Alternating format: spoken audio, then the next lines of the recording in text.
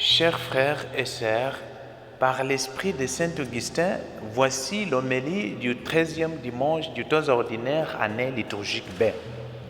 La foi est l'un des éléments qui est commun des deux récits miraculeux qu'on lit dans les passages de l'Évangile. Pour approfondir sur la question de la foi, l'on peut se poser les questions suivantes. Quelles sont les trois étapes de la foi selon les textes de ce jour? À quelle étape notre foi est? Et enfin, nous verrons les obstacles qui nous entravent dans notre vie chrétienne. Dans la première lecture, l'auteur des livres de la sagesse nous fait apprendre que la mort est totalement opposée à la vie. Selon le plan divin, l'homme ne devait connaître ni la maladie, ni la fatigue, ni la souffrance, ni la mort, mais à une condition que l'homme fidèlement suive la volonté divine. Le jour où tu pécheras, tu mourras, dit-il Dieu à Adam. Brièvement, le péché cause la mort spirituelle à l'homme. Par contre, dans l'évangile de ce jour, l'un des 4 gestes de puissance de Jésus s'achève avec la guérison d'une femme incurable et le retour à la vie d'une fille de Jaïr. Pour mieux comprendre ces passages, on peut les structurer en 3 sections. La première, la supplique de Jaïr.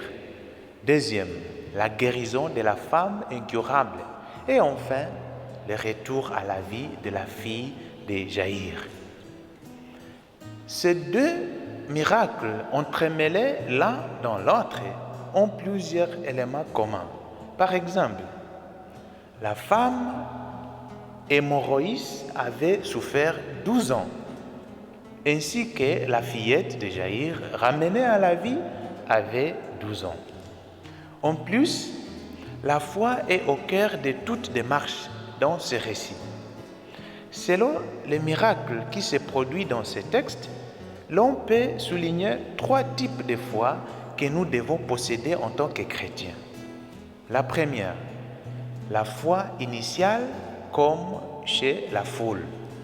Deuxième, la foi progressive chez la femme incurable. Et enfin, la foi accomplie chez un fonctionnaire de synagogue, Jaïr. D'abord, la foi initiale. Évidemment, la foule avait une certaine foi car elle suivait Christ. La foule s'est rassemblée autour de lui parce qu'il voulait l'écouter, le voir, bénéficier de ses bienfaits, mais Christ ne l'a ni chassé ni méprisé. Cette foi de la foule est débutante ou initiale parce que la foule ne l'approfondissait plus. C'est-à-dire, la foule toucha Jésus pendant son chemin vers chez Jaïr, mais c'est juste une femme incurable qui l'a touché et après, elle était guérie. Est-ce que ta foi est celle de la foule? La foi débutante? Ça peut être que tu ailles juste à l'église, d'écouter sa parole, voir les gens ou bien juste être là. C'est ça les signes et les symptômes de la foi initiale. Deuxième, la foi progressive.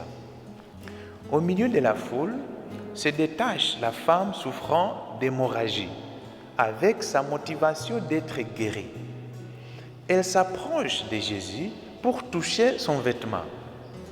À son époque, les vêtements faisaient partie de la personnalité, alors toucher les vêtements égale toucher une personne elle-même.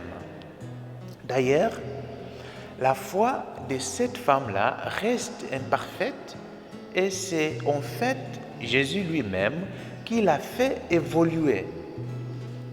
Elle s'est contentée d'un contact anonyme et superficiel.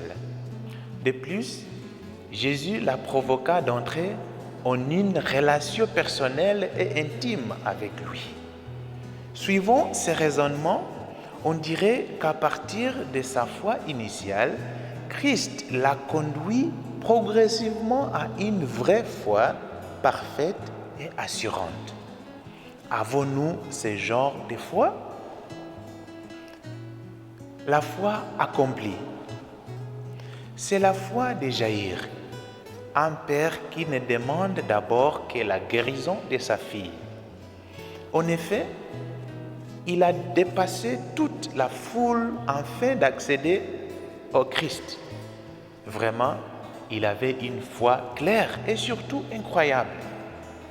Même avant qu'ils arrivent à la maison, sa famille lui apprend la mort de sa fille, mais il a cru en Christ. Ne crains pas, crois seulement, dit Jésus à Jaïr. Dans la manière plus large, sa foi était accomplie parce qu'il voulait la guérison, mais Christ lui a donné la vie, le retour à la vie de sa fille. On dirait que Jaïr a reçu plus que ce qu'il a demandé, mais le secret, c'est la foi qu'il avait en Christ. Jaïr a non seulement cru, mais aussi a demeuré fidèlement dans sa foi.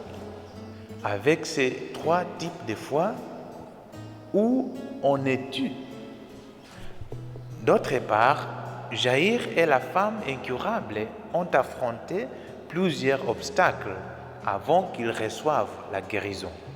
Par exemple, la foule qui entourait Jésus était un obstacle pour Jaïr, mais il a franchi tout cela pour accéder à Christ. Deuxième obstacle, c'est le découragement. D'abord, la famille est venue dire à Jaïr de laisser tomber l'intervention de Jésus car sa fillette était déjà morte. Mais Jaïr a franchi tout cela en ayant la foi en Christ. Enfin, arrivé à la maison, il y avait le bruit, la moquerie, mais Jésus a franchi tout cela et rendu à la vie la fillette de Jaïr. Est-ce que les obstacles nous bloquent?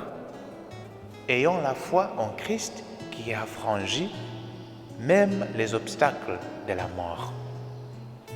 Les obstacles vaincus mesurent notre foi et notre volonté de repousser les frontières de tout.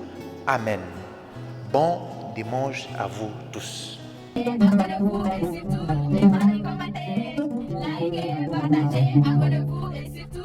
Like